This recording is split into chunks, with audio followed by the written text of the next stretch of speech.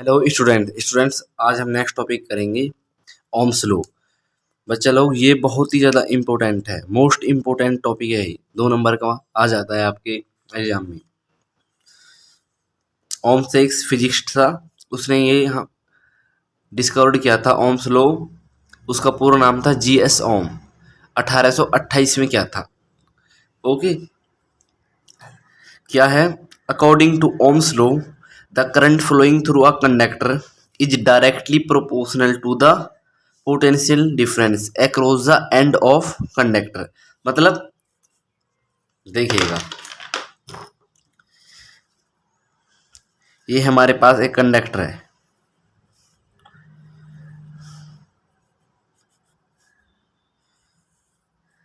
ये कंडक्टर है हमारे पास, और ये हमने एक बैटरी से कनेक्ट कर दिया। माइनस आई करंट फ्लो हो गया, ठीक है। अब देखना है कि मतलब क्या है।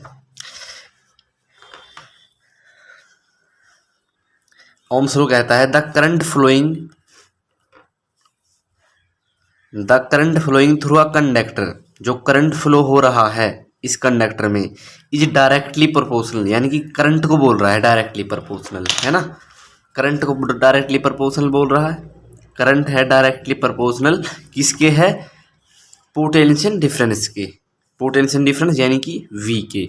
यानी कि ये कह रहा है, सीधी भाषा में हम समझें कि जितनी ज़्यादा करंट होगा उतना ही ज़्यादा हमारा पोटेंशियल डिफरेंस होगा। बात समझ में आई फ्रेंड्स? अब आपको अगर डाउट आ रहा है कि पोटेंशियल डिफरेंस क्या होता है, ये हम आपको बताते हैं पोटेंशियल डिफरेंस क्या होता है। फ्रेंड्स हमारे पास मान लीजिए 2 बीकर हैं, इस तरीके से समझेंगे इसे हम। 2 बीकर हैं, ये फुल भरा हुआ है, ये हाफ भरा हुआ है, ठीक है फ्रेंड्स। ये यहाँ से ये ओपन है,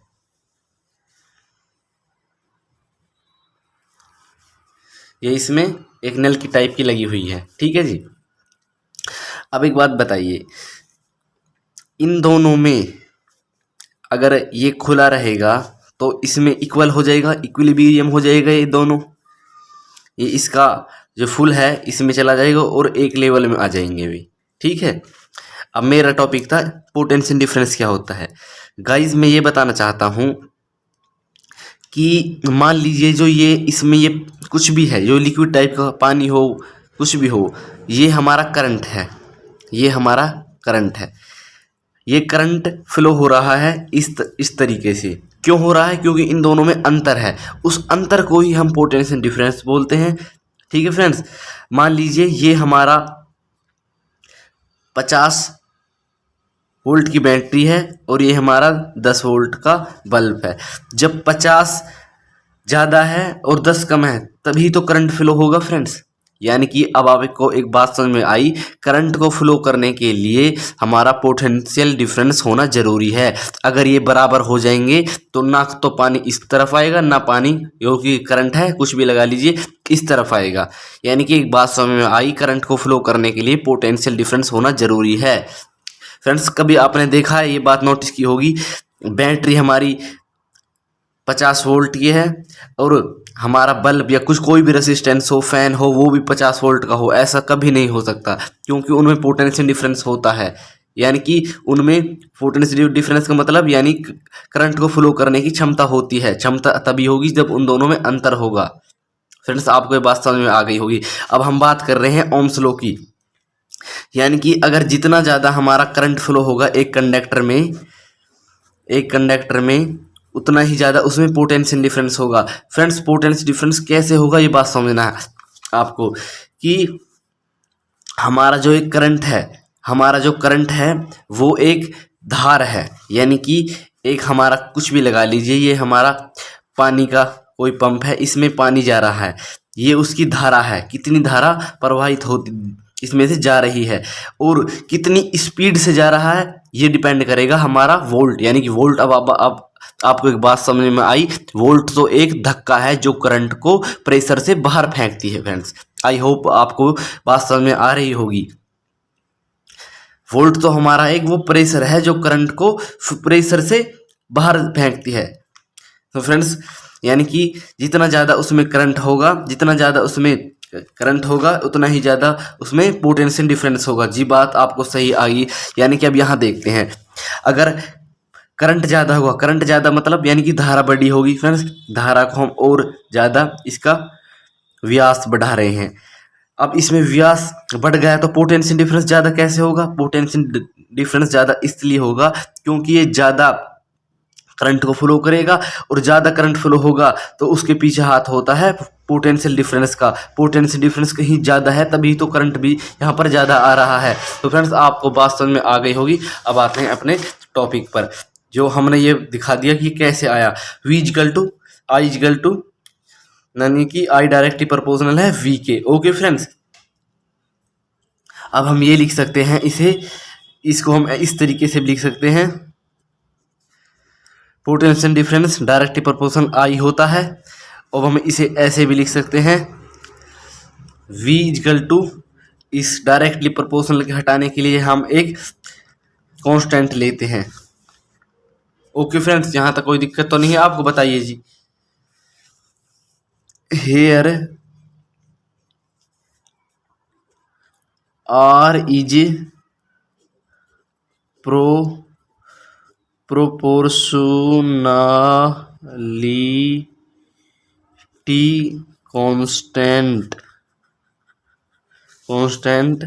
and R is also called resistance। Okay जी, रेसिस्टेंस।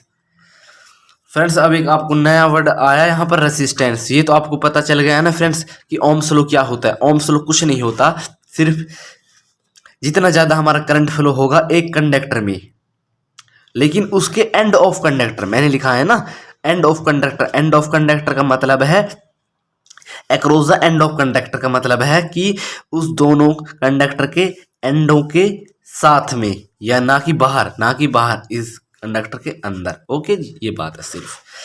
अब रेजिस्टेंस यहाँ पर एक नया वर्ड समझ में आया है। स्टूडेंट्स मैं आपको एक बात बताना चाहता हूँ कि अपना नोट्स साथ के साथ बनाइएगा, ये आपको एग्जाम टाइम में बहुत हेल्प करते हैं। अभी बना लीजिए, आपका प्रैक्टिस भी हो जाएगा, नोट्स भी बन जाएंगे।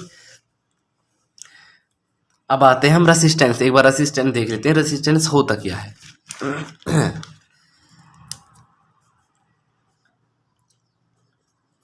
जिसे हिंदी में प्रतिरोध बोलते हैं। आपने 10th वाले पढ़े होंगे, 10th में रेसिस्टेंस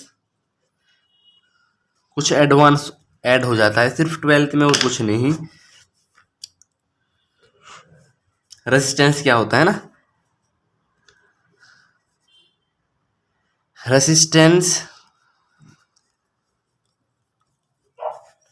और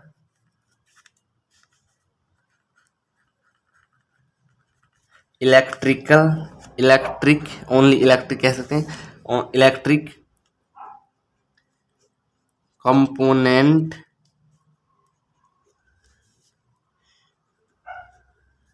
which limits the current